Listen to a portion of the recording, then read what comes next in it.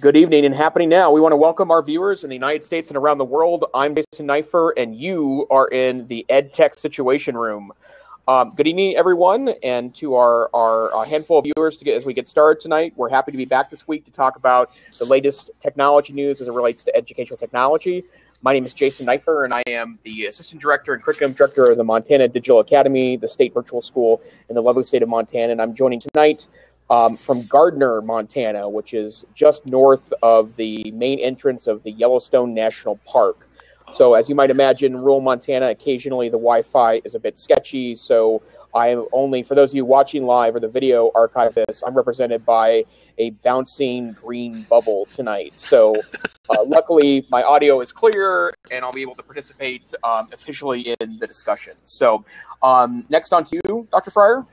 Hello, I am Wes Fryer. I am the father of 3 who love to stream Netflix, and they have all been asked nicely via text message not to stream for the next hour because last session, who knows what it was, but we learned that Blab actually continues on even if you've started the show and you drop out. So yes, it's the sign of the times. And I am the Director of Technology at the Cassidy School in Oklahoma City.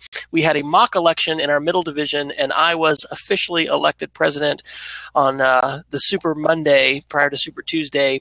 My platform was 2 additional out-of-uniform days, giving up one of their sit with whoever you want at lunch days. And I have some campaign posters to prove it, and the kids were quite humorous in their campaigning for me, and I think I won by 9 votes. I got 103 votes. So congratulations. All right, we're also joined by an impromptu guest, Ben Wilkoff. Ben, tell us about yourself. My name is Ben Wilkoff. My day job is the Director of Personalized Professional Learning in Denver Public Schools. And I was just joining because I've really started to enjoy the Blab platform.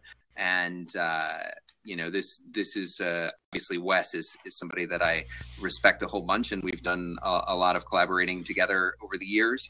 And so happy to participate in any way you might see fit. That is awesome, and we'll let everybody know. We're going to do the official press release, but we are going to host the Digital Sharing Conference the first Friday and Saturday of November, and our keynote speaker is going to be Ben Wilkoff, and we've got to get our contract details and everything worked out, but we are super excited about that. And Ben, if you do not know, does regular Walking with Ben shows on YouTube. Darren Kropotwa has done some like this, and maybe Kevin Honeycutt. But for years, you can tweet Ask Ben W, and he answers your question. And he actually answered one of my questions here in the last week or so. So, Jason, what do we got tonight to start out with?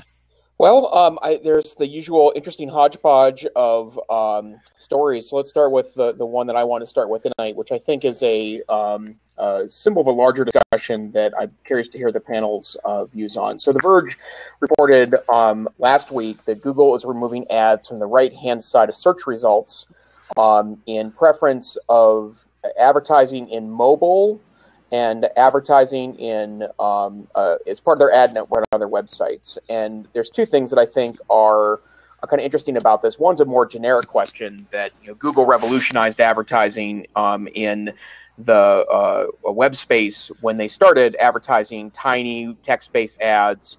I guess nearly 20 years ago, and I guess 18 years ago when they came on the scene with a really simplistic advertising scheme, which obviously has dominated the internet since. There's lots of obnoxious ways that advertising is demonstrated to users, but I think that's an interesting thing that they're finally moving beyond that, understanding that probably the future of advertising is in mobile. I want to talk about that issue, but I also want to talk a little bit about advertising as it relates to students and kids. And I actually spoke on this topic in some detail last week at the Northwest Council for Community Education Conference in Seattle.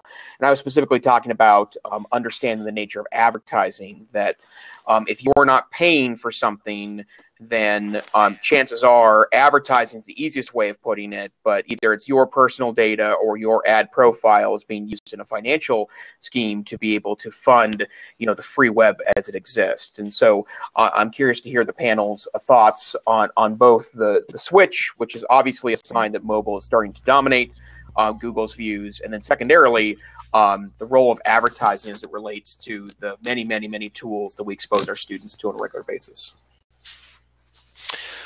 And if, for those of you that don't know, I'm getting a little feedback.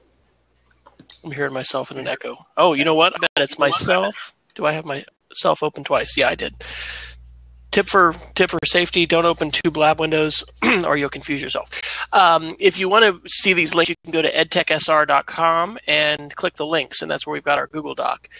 So we're in the midst of a digital citizenship study, or well, not study, project at school. We're bringing Carl Hooker to our school. He's the mastermind behind iPad Palooza, and he's the tech director in Eanes ISD, and he presented at South by Southwest year before last on sort of, what was it called, raised by Siri, parenting in the digital age. There's all these different things. We've just surveyed all of our upper division and middle division students about tools and apps that they use. There's a whole landscape of things that are happening. One of those topics is the idea that when it comes to privacy and when it comes to internet marketing, we are the product basically. And I think we've talked about this on the show. That's some adults are more freaky about that than kids, and kids are kind of the so what, not really that concerned and that worried about it. I don't know. I've been listening to the podcast that Jason recommended. I'm going to draw a blank on it. What is it, Jason? It's the Note to Self. Note to Self. And they just did an amazing one about this guy who does this future podcast. And he challenged hackers to basically see what they could do. And it was scary how they were able to gain access to his life, his bank accounts, all of this stuff through active it wasn't just data. It wasn't just mining stuff or putting malware. It was calling his ISP and pretending to be his wife and having a YouTube video of a crying baby playing in the background. And based on the information that they had, they were able to get full access to his account, which eventually led to full access to his 1Password account. They got everything. They had his bank account. They had eventually they had his webcam going on his phone, on his laptop. So I don't think the fear of this is real for most people, and I do not believe in let's lead with fear and let's just scare everybody off the web. Right. But they were saying in the podcast, it's a little bit like taking a self-defense course. If the guy who did this experiment had these people hack into his life. His analogy was, it's like if one of us ran into a martial arts specialist on the street, tonight or tomorrow, they could really mess us up. But the chances of that happening are relatively low. So should we walk around in fear?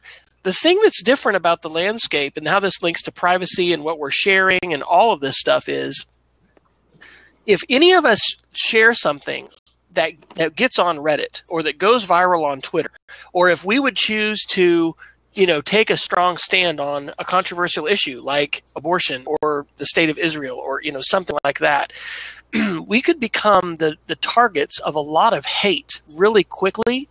And if we have been sharing a lot about our stuff and we're just, and we're open to that, I don't know. There's a side to that involves advertising, using the free tools, and not worrying about it. So personally, I am not incredibly paranoid, but I'm still listening to people talk about this, and I have an open mind about it. I have friends that are basically dark on the web. Some of these folks have worked for the military and other places too. So it's something that my mind is not completely made up on, but I definitely acknowledge that we are the product and that there are downsides to it, and that if I was to make a bad choice, and maybe it was just an unintentional one, because there's things I don't blog about that I have opinions about, things could get ugly. So I don't know. Ben, that was a long rant. What do you think? So we talk a lot about internet privacy and student privacy in Denver public schools. We have a huge advocate in our EdTech director in Denver public schools. His name is Kirk Anderson. And he did a fantastic FERPA video, which, like, if you've ever watched like a compliance-based FERPA video, they're the worst. And so, like, he actually made it something that that people wanted to watch and wanted to engage in the conversation about. I agree with you, Wes, that it has a lot to do with you being the product, but I would take it one step further in saying that your data should be owned by you, and students should own their data as well, and they should be able to, and we should be able to make the transaction regarding, do we want to trade our data, trade our privacy for the access to those tools? In the cases of adults, we can make that decision very easily, right? We can say, yes, this is the transaction I want to make. I believe that these tools are important enough that I am willing to give up these specific privacies. You know, you can have access to my account. You can serve up ads according to my search engines and things like or my searches on Google and things like that. But for students, we are having to make that decision on their behalf. And so it's a little more murky as teachers and leaders. Can we say with, you know, that we know how the data is going to be used? You know, sort of beyond a shadow of a doubt, I don't know that we can at this point. But the one thing that I'm looking at a lot is, so Al Franken sent a really strong letter to Google asking about their privacy policies. And then Google, about a week and a half ago, shared their response to Al Franken's letter. And it said exactly how they're using student data and how it will be used, not for advertising, but for you know, but for other things in order to understand their customers better. And that's a part of the agreement that you're signing when you're signing up for a Google Apps for Education account. And if you're okay with that, then you just say, you know, as a district, you are making the decision for the students, but you need to have a way for teachers, or excuse me, for parents to be able to opt out of that if they don't want to engage in that practice. And it's sort of our responsibility to be very clear with everyone. This is why we think this exchange, this transaction is worth it. And I think to the point of like the article of like removing the actual search results or the advertising against the search results within the Google Apps for Education domain, I think it's a great step forward, and it makes it a lot more clear that there is a different kind of transaction that's happening in the Google Apps for Education domains and those accounts versus you know, when you are just opening a regular Google account. So that's sort of my thoughts on it. Yeah, so I'm going to actually switch over from mobile because my battery's dying, and I'm going to hop on to the desktop version. Awesome. Great. We'll see you in a moment. I would add one other thought maybe to the broader perspective. I couldn't agree more that we need to help students understand things in terms of that transaction, right? And the problem that I do see is that I don't think all classroom schools and districts are taking on these responsibilities as seriously as they should. And I know you mentioned before, Wes, the notion of digital citizenship, and I think that the list of what becomes digital citizenship does grow pretty pretty aggressive every year, and then something else happens to prove that everything has changed and technology is disruptive and we have to evolve and change. But I do think that we do need to be more concretely building in discussions about data and what your data is used for and that transaction that occurs. And the way I've been doing that lately with teachers is to say that, and again, I couldn't agree more with your earlier comment, Les, that we can't make this about fear, uncertainty, doubt. We can't FUD this discussion as the Silicon Valley cool kids say.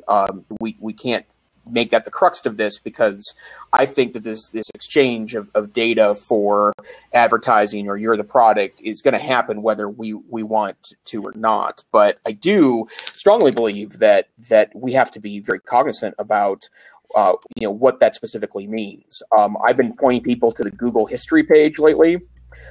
History.google.com. It's an amazing a tool that shows you exactly what data is archived in your Google account.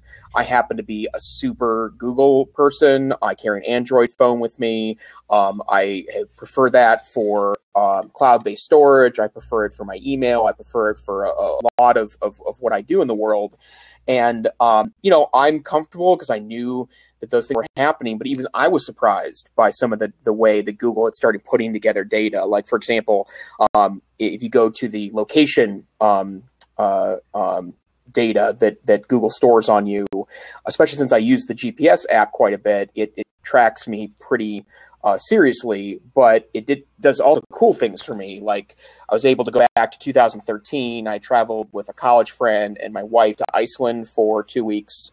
I had a 3G iPad with me the whole 2 weeks that we carried around with us to use the GPS, and Google tracked all my location during that time. And then it managed to take timestamps and geo stamps on my photos and put them in the geographical timeline. So I was able to see, I stopped at this waterfall, and here's 7 pictures that I'd thrown in Google Photos. Google Photos didn't exist, 3 years ago when those pictures were taken. And yet recently dumping photos in there, it allowed it to do that. So I think that notion of, really prepping kids to understand what you're exchanging, but they also say, I know they store all this stuff on me, and I'm willing to make that sacrifice because I like the tool, or I find the tool of value. And I think that's the important piece of this that we can't get lost on. I'm going to toss out Peggy's question that she put in the chat to you guys about how do you handle a parent that would choose to opt their student out from Google Apps. I don't think we face that at our school. But I want to add kind of a lens to this article as far as schools. This article is pointing to how mobile is ascendant. And we still have many classrooms and schools that are essentially trying to fight the tide and keep the mobile devices out, and not embrace them. And I think that as teachers, we need to be exploring the ways that blended learning can make learning more powerful and provide more options for students and be used constructively, using a mobile-friendly website as a launching point for lessons. My wife is actually using her Chromebook here in the other room. Our governor of Oklahoma is visiting her school in her classroom tomorrow, and so she's got, her kids are always doing stuff, but they're doing different activities about the elections, and she's putting stuff on our website. I don't know. I think that is an implication of this as well. We can debate the privacy things and make choices about what we're going to do and what our schools are going to do. I think maybe in our first or second episode, I mentioned a local district here in Oklahoma that board had decided not to do Google Apps because of concerns over privacy, and that Google was going to be, harvesting the information of children and exploiting them. And I think that was the fear. There's that whole side of this, but there's also just the side of, are we continuing to embrace mobile and to see the incredibly powerful ways? I mean, I've said this to my students and probably said it to my kids, this week. Like, they're going to laugh at how childishly weak the iPhone 6 was, in 10 years. I mean, it's gonna seem like you use that slow thing. And so living in the elbow of exponential change with, yes, we still have bandwidth challenges. No, not everyone has an iPhone 6. Anyway, I think we need to be embracing mobile, and lots of folks are not doing that. And this article kind of points to that. Yep. Any final thoughts, Ben? I got to say that this conversation is happening in so many districts very differently than it is happening in some of the folks that are leading the charge for using open tools. And I do think that there is going to be a lot of swings of the pendulum and backlashes against using tools. And I also see people using it in a political stance. And I think it's really important that we communicate as much as we possibly can about what the legal requirements are, what we are asking of our students, and how many different apps are being used across our schools, and just being as transparent as we possibly can. One of the things that our district did that I'm and again, this is to Kirk Anderson and his leadership, but created a academic technology menu, and I'll put the link in, but essentially saying, what are all of the tools that have been both approved and recommended for use within our district, and which ones have sort of the FERPA blessing, which ones have different aspects. And so it's like our own mini graphite, but like with things that are being used across the district, and you can request that other ones be reviewed by curriculum instruction and different folks. So it's just a really good way of sort of saying, okay, so let's be transparent about all of our decisions. So anyway, that's sort of my last thought about it. Great, thanks. Hey, Wes, why don't you pick topic number 2? Okay. Before I say the topic, that reminds me, and maybe, Jason, we can do her as a guest. 2 years ago at the Miami Device Conference down in Coconut Grove, Florida, I met someone who I know I can find through email and tweets that I sent, who had done a ton of research about FERPA, and I'd like to become more enlightened about that and about these issues. So maybe we can actually have a guest on. My article I'd like to do is about the return of our mission crew from the ISS. Scott Kelly has been in space almost an entire year, like 340 days. So I dropped a link in from NASA. Off the Earth, for the Earth. Veteran station crew returns to Earth after a historic mission. I mentioned this, I think, last week as my Geek of the Week. So I have an Apple TV, full disclosure. Okay, I'm the technology director. We need projection in my office. So I have a 55-inch television on the wall and with an Apple TV. It was also $400 at Best Buy. So this was a lot cheaper than, getting a projector. And we use it all the time, for meetings to AirPlay and throw stuff up there. My favorite thing to have on there is the live view of the ISS. Well, that same app, you can watch NASA TV. And so I turned it on, and they had some videos rolling today that showed them in the space station before they left, showed them coming down, in the Soyuz capsule right after they had landed. They were, it's freezing in the middle of Kazakhstan, and then have the debrief as they're talking. And I've been a STEM teacher the last 2 years, right? So one of my main personal goals was to try to get kids fired up and excited about science and technology, and what better way to focus on space and on space travel.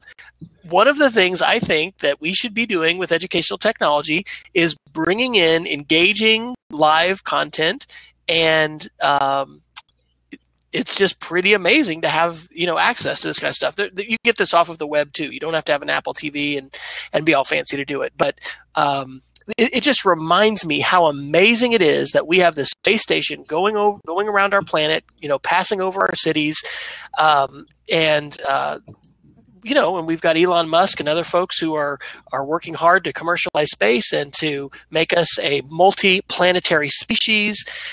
So I'm just really excited about this, and I also think that amidst the election and of course it was Super Tuesday yesterday, all the other stuff that's going on, there's plenty of, and there's negative, right? There's privacy and all of this stuff. There's a lot of really awesome stuff happening, and we shouldn't underestimate the importance of getting students really fired up and engaged and excited about science and about technology and about space and all those kind of stuff. So I think Ben is kind of flickering in and out, so hopefully he'll be able to join again. There we go. Okay, he's back. Or joining again. It's funny because the tool set. I'm not blaming you, honey. My wife is defending herself, saying we're not streaming. Not my family's fault. One of the interesting things about Blab is that this kind of host interface keeps kind of adapting a little bit week by week. So, like a Google Hangout. Hey, it's all different. Get ready to. Yeah, you can tell the tools in beta. Let me add a quick thought about that. I love the notion also of live content being more available, and there's been a lot of talk in the last 2 or 3 years about where our massive screen everywhere technology is that appeared on kind of futurist renditions of what the future would look like. We're apparently in that future now, and there still isn't kind of the ubiquitous screen everywhere that I think people had envisioned. Exactly. And so and for me, it used to be showing a live webcam video in the first days of my classroom 20 years ago. See you, see me. Yeah, exactly. Or I used to use the Statue of Liberty live cam occasionally to help make points on things on days we were talking about things like immigration history. But I could agree more. And I think the space stories are inspiring, and especially the Scott Kelly story regarding the fact that the reason why he's there is to, he could be the first research that a decade from now could lead to a deep space mission, a Mars mission, something to really inspire the imagination, same way that the Apollo missions did in the 60s. And I'm also kind of a geek dreamer, so for me that for me could be the spark that really does spark the STEM revolution, the STEM resolution, the STEM revolution that I think that a lot of people have been advocating for, and we may or may not be on the verge of. So, reactions been to the exciting NASA news? So I'm not someone who gets as excited about NASA news, mostly because I care far too much about the technology that we have here on Earth. I am glad that that folks really care deeply and passionately about it, and I am glad that folks are getting inspired and continue to be inspired as kids. But I think it takes a whole bunch of different kinds of folks to send up a team into space, and it's not just the astronauts and the rocket engineers. It's the people who can make the tools that the astronauts can use. Right. And I think that's what I get most excited about, is what are the tools that are in their hands that they can do cool things with, and how do kids start thinking about solving real problems that NASA astronauts have to solve up in space, but doing that at home and solving real world problems, to me, is what sort of this sort of STEM revolution, or whatever you want to call it, is all about, rather than looking at having to solve the problem of visiting Mars. That's a way too big of a problem. We need to solve smaller problems and make it a little bit more realistic for kids to find their entry point. And that reminds me, and I'll add to that, the whole biology connection. The reason why this was kind of so significant, as far as, well, one of the reasons for the time, was that Scott Kelly has a twin, and studying, him and taking blood samples and saliva and all these other things, at the same time. It's fascinating the way that STEM is intersecting with biology. I'm continuing to listen to the Pentagon's Brain by Annie Jacobson, which is the uncensored history of DARPA. And, DARPA, the Advanced Research Agency, whatever, through the Vietnam War and stuff, they really weren't into biological stuff, and now they really are. And the whole thing about, biology and genetics and the ways that this is intersecting with our lives, choices that parents are going to be making about children, and the ways diseases are going to be cured. My son, who's a high school senior, which, by the way, I don't know if I told you, Ben, but he got into School of Mines. We're waiting for for the Air Force ROTC announcement, and if he got a really good one, then he could do that. But he's also interested in chemistry and biology, and at OU, they've got a new center for doing that. So there's always been these things, and these get amplified by the space program. Look, we have Velcro because we spent billions of dollars to send, astronauts into space. There's other things that we have, freeze-dried ice cream that we can all enjoy every day. There's other things, but anyway, the biology connection, and it's true. We need to bring it home to what can we build and make right now that will relate to our lives, not just things that we get to see. But good stuff.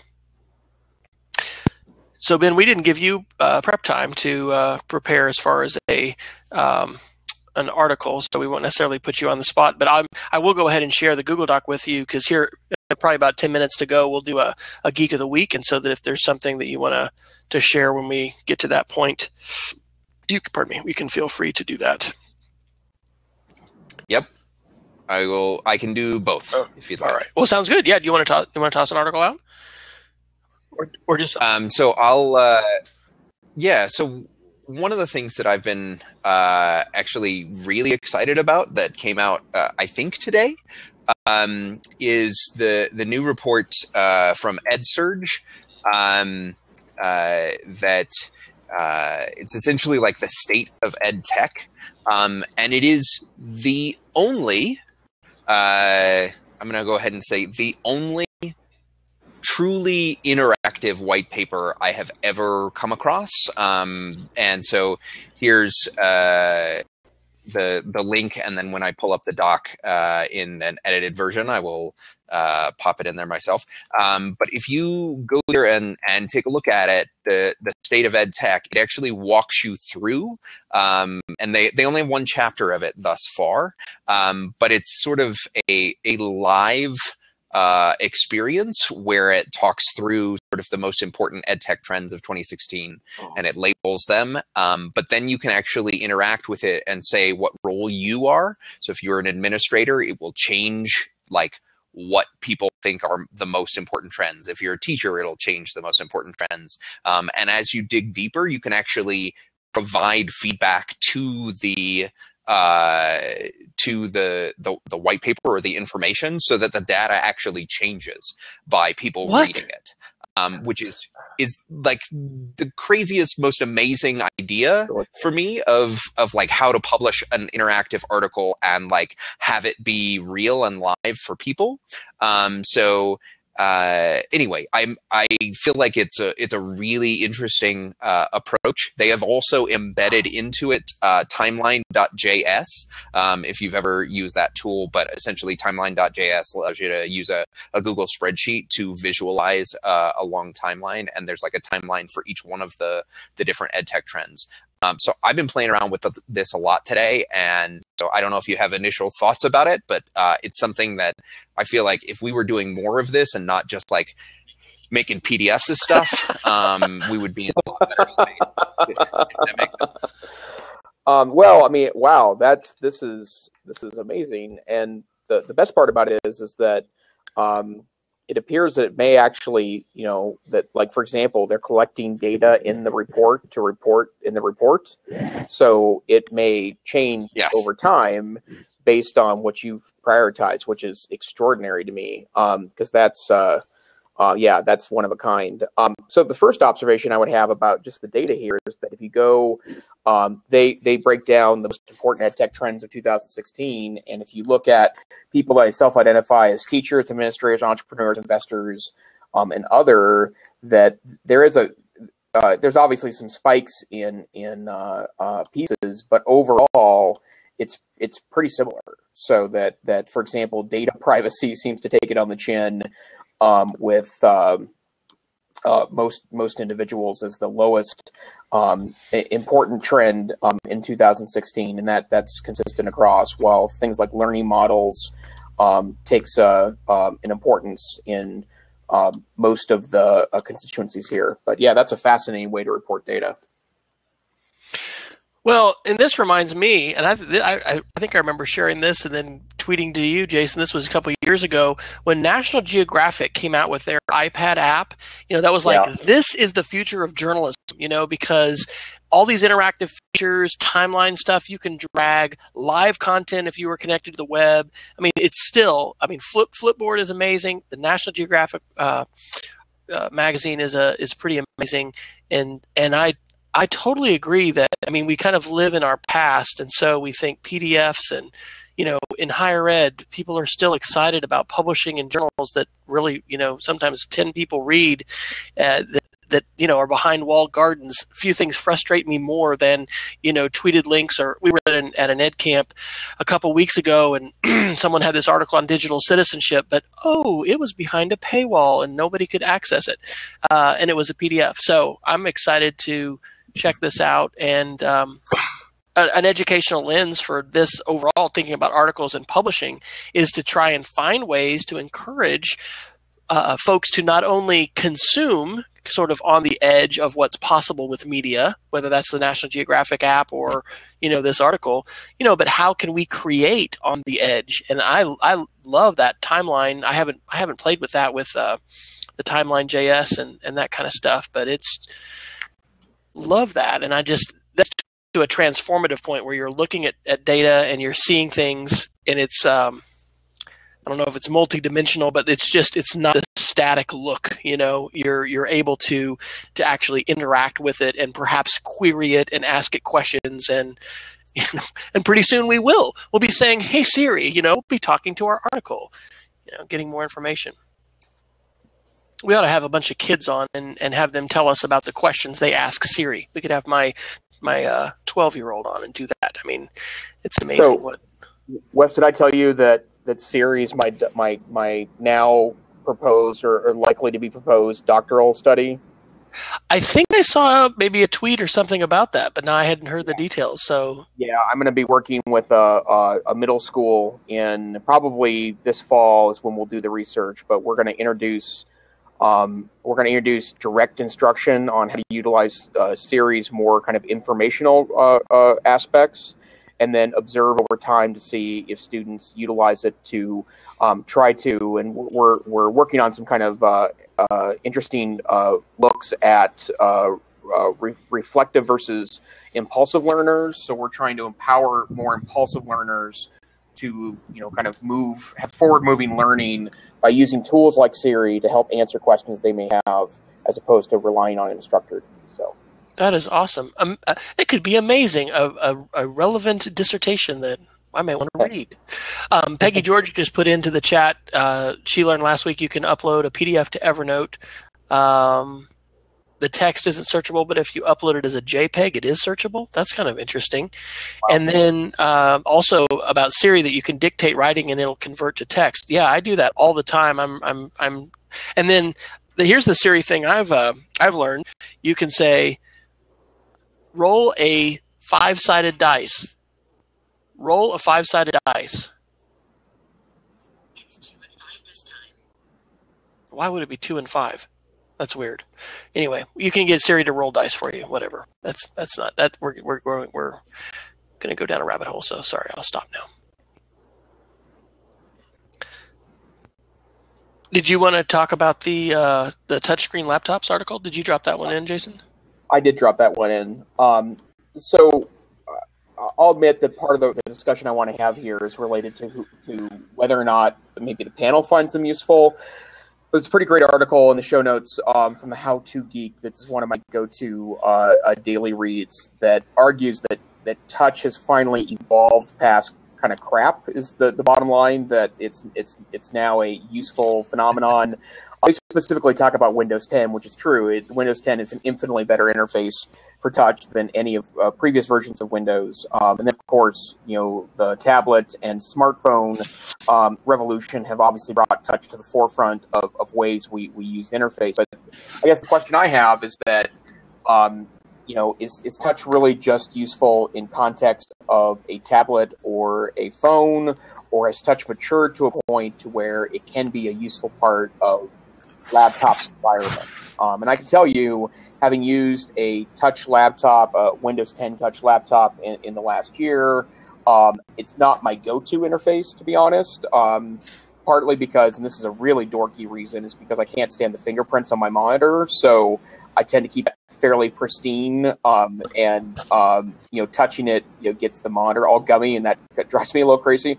It drives me a little crazy on my iPad too, so I suppose that's a part of the phenomenon too. But should we be looking to finally prioritizing touch in a classroom beyond just the tablet and the smartphone? And more importantly, is it worth the expense? good touch experiences can sometimes add 50% or more of cost to the hardware. Is it mature enough or necessary enough or useful enough to, make it part of our purchasing process? Ben, let's start with you this time. Yeah, so I've played around mostly with the Lenovo Yoga Chromebook. That's the touch-based Chromebook and laptop that I have used. I find that it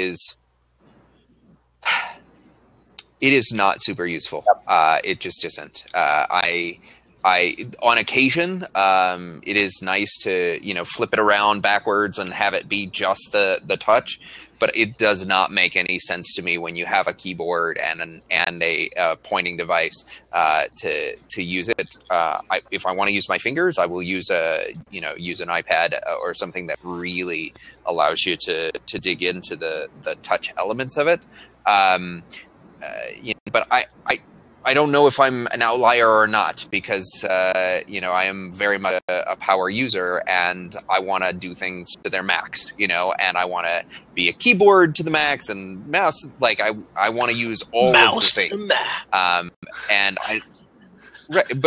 I mean, like, I want to, I only use full screen apps and swipe between them and have side by side. Like, that's the only thing that I am doing on a computer now. I do not use Windows. Like, this is where. So I want everything to be like an iPad experience. And I want it to be something that allows for that single tasking or maybe two tasks side by side, because the distraction isn't there. Like, having more inputs is not helping that equation. Like, having the ability to touch and to do computer and like the whole thing, it feels like too much. So I'm going to take this position a little bit stronger than maybe I actually feel, just kind of for the sake of debate in the panel, and just say this is a fallacy. These are vendors who are trying to keep selling us stuff that we're not ready for and we don't need. I dropped a link into the Google Doc that's a little old. It's from a year ago, January 2015. New interactive exhibits unveiled at Oklahoma City National Memorial Museum. $10 million. It is cool, and I don't know, it may be the Microsoft, touch tablet. It's a very cool table where you see an overlay of the map of the Murrah building and all these people and where they were right before McVeigh's bomb went off, and you can tap on them and you can see their stories and all this. But it was really super expensive. I mean, we still don't have devices for every student at our school, and of course, we still have debates about whether we want to have devices for every student. But I do not think the value add is there to say, every student needs an iPad Pro. However, that being said, there's amazing stuff that we are having students make with their iPads, using the green screen. We're not going to do that with a Chromebook. There are reasons to use those apps, but I think that the digital divide is real, and we need to, especially at middle and secondary levels, have devices in the hands of kids so that they can be regularly accessing as well as creating and interacting with digital content on a daily basis.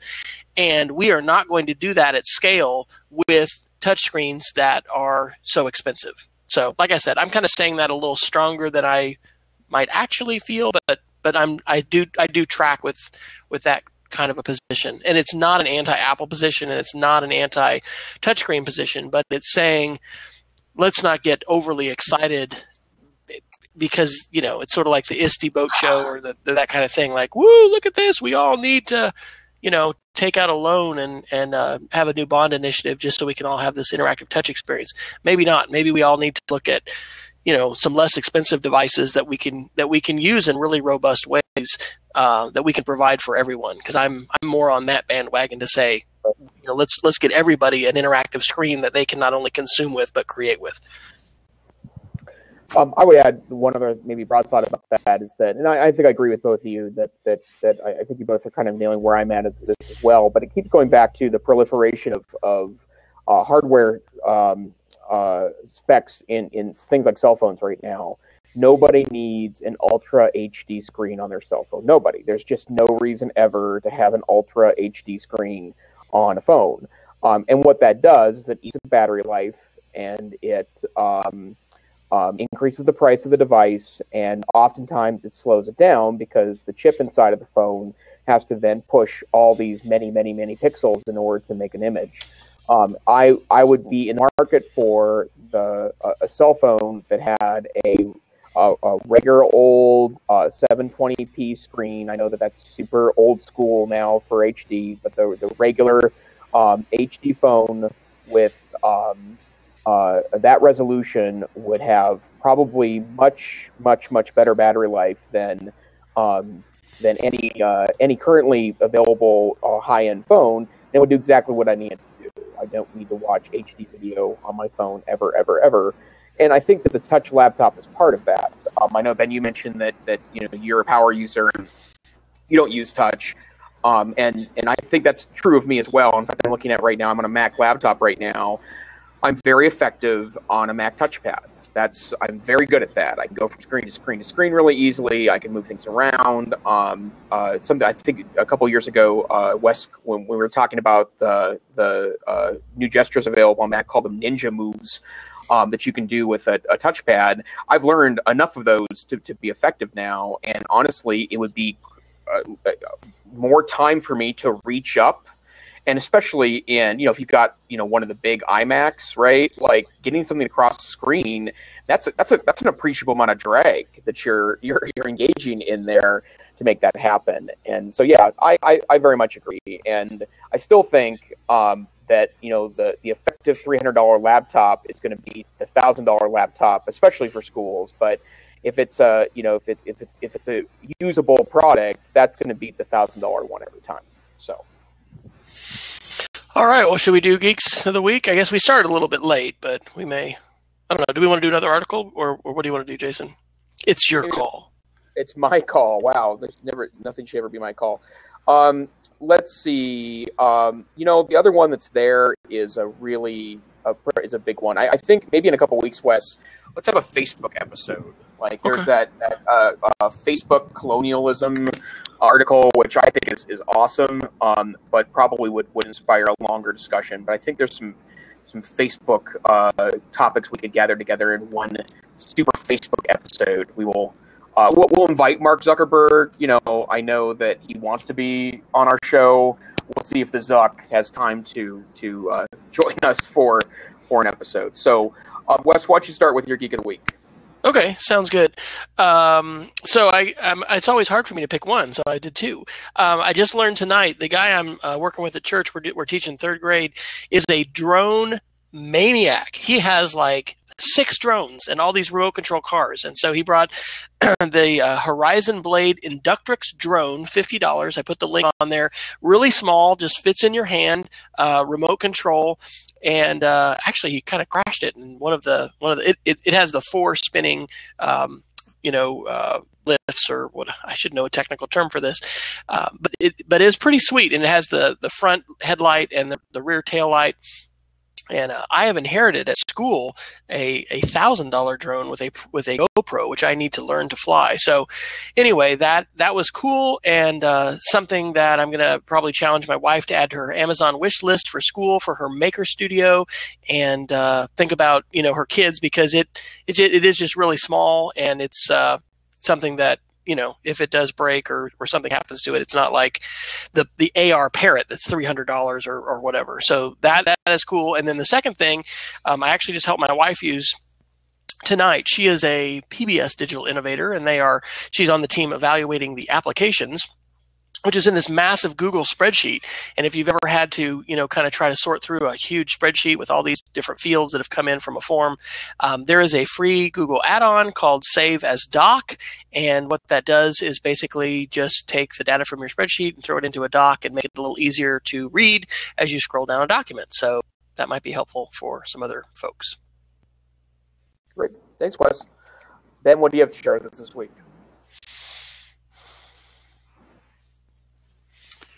So I've got 4. Is that okay? All right, so I'm going to go along with the theme of a Google Sheets add-on or form add-on. It's Form Recycler. It came out last week, I think. And what it lets you do is if you are tired of like copying over an entire form and you just want to copy a few questions over, or you want to reuse questions from an old form and like combine 3 or 4 different forms or things like that, this lets you grab questions from another form that already exists and put them into the new form that you are working on. The second one is Freshback Mac, and this is sort of my favorite Mac-based thing of probably the last couple of years. It's a very small application that essentially lets you refresh your desktop background using open images. So you can have public domain images from Wikipedia, which is what I use. So art from Wikipedia, and you can set the time interval, but I set it for every 5 minutes. I get a new piece of art, which is just awesome. And you can do Unsplash and Pixabay and other pictures that have been fully licensed, and if you like one, you can download it. So it's just a really nice way of like integrating art into your daily workflow and having something that inspires you throughout the day. Third one is Wirecast Go, which is the only iOS app that I have found that lets you stream a live event to YouTube. Nice. And so you can, rather than having to open up a Hangout on Air or something like that on your desktop, it lets you stream a video, and even more than that, it lets you add 2 additional picture layers, so you can actually have something you're like pointing to, or an image, a diagram that you're talking about while you're doing live streaming from your phone or from your iPad. Wirecast as like an application, I'm getting deeper and deeper into that kind of webcasting, and it's just an amazing platform that allows you to use the new YouTube events rather than just using a Hangout on Air. And then the last one I did just for you, Wes. I don't know if you've played around with a Magical Mine at all, but it's a GitHub project that lets you run your own Pocket Edition Minecraft servers. And you, so you can create your own Pocket Edition Minecraft servers so that anything that is done within your server can be saved, and you can have as many people on that server as you want to, and you could set the limit as high as you want, but you can have like 100 people on a Pocket Edition server rather than like just a few, and you can enable external connections through port forwarding so that people can actually connect to your mobile or your Pocket Edition Minecraft server from anywhere. So okay, so I'm pushing you over 300 props for that alone. So you just maxed out. Okay, so and are you saying, for clarification, I would run that on like a Mac laptop at home, but then my daughter and I on the internet and other places could together be on a Pocket Edition server? Correct. And so you've tested this out. blown my mind. So thank you. So that was just for you, because I know that's how you guys play, but we're a big Minecraft household. And when I saw that, I was like, you are crazy. Like, that is nuts bananas. Awesome.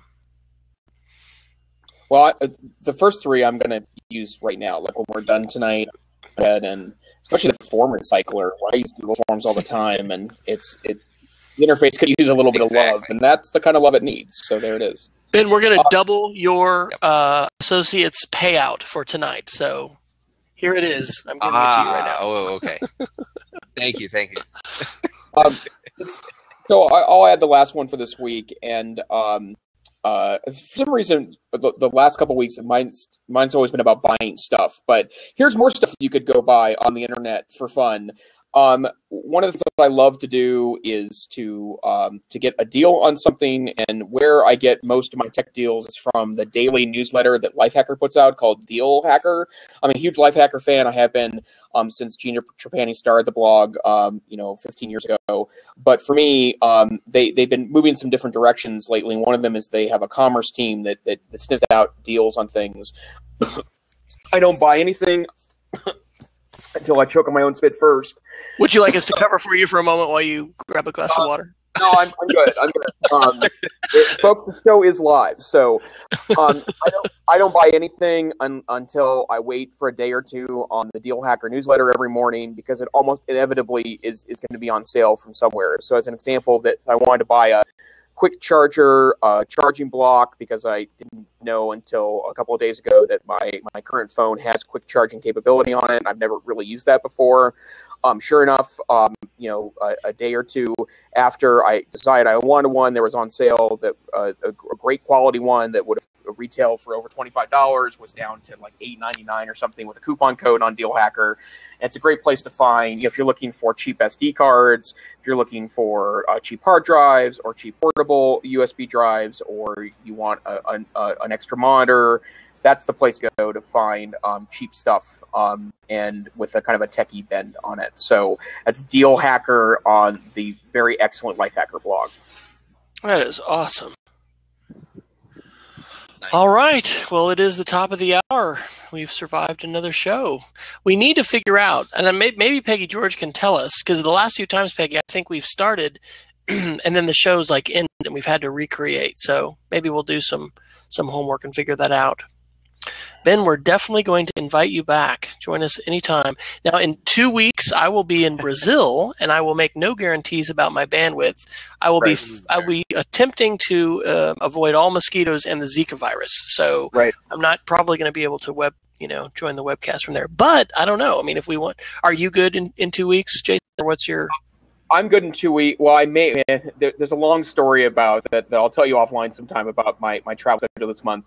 I may or may not be good next Wednesday because it's the day before my wife's birthday. So, we can forego. So we may be at a hiatus then for 2 weeks, but I don't know. Let's give it a shot. I'll check my schedule and see, but it would be kind of cool to tune in from Brazil. So I'll just have to check the time zone stuff and see if that can work. But we can officially be off next week.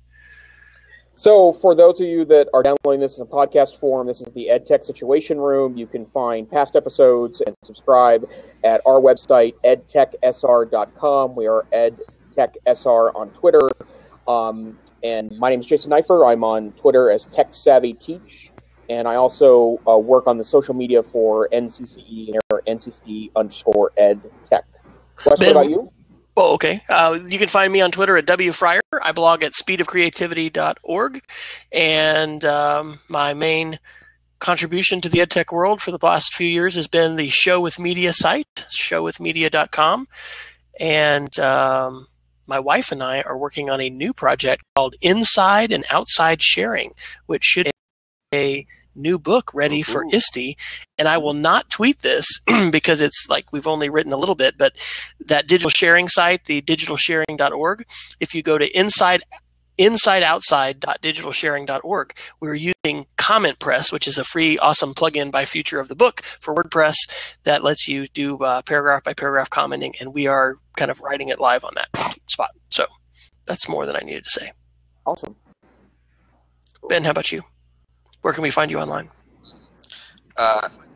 So I'm at BH Wolkoff. Thank you, Peggy, for putting the link in there. And I blog at learningischange.com. And I appreciate you letting me join in my PJs. And happy to do it any time of it. And you guys have to make sure you subscribe to Ben on YouTube, because Ask Ben W is one of my, YouTube gives you your most recommended, and it's popping up on my Apple TV all the time there. So I'm seeing his new episodes. So you got to check that out. Awesome. That's awesome. Well, you got to check out the last one because I'm using the Wirecast Go app, and it's got a picture of a cat being really surprised. Nice. Well, unfortunately, Jason wasn't at home for his cat. Normally, we invite all of our guests to bring their animals into the show if they can. So we'll have to do that next time with higher bandwidth for Jason. Okay, great. Thanks, everyone. Have a great night. All right. Cool. All right. Thanks. You too. Bye-bye.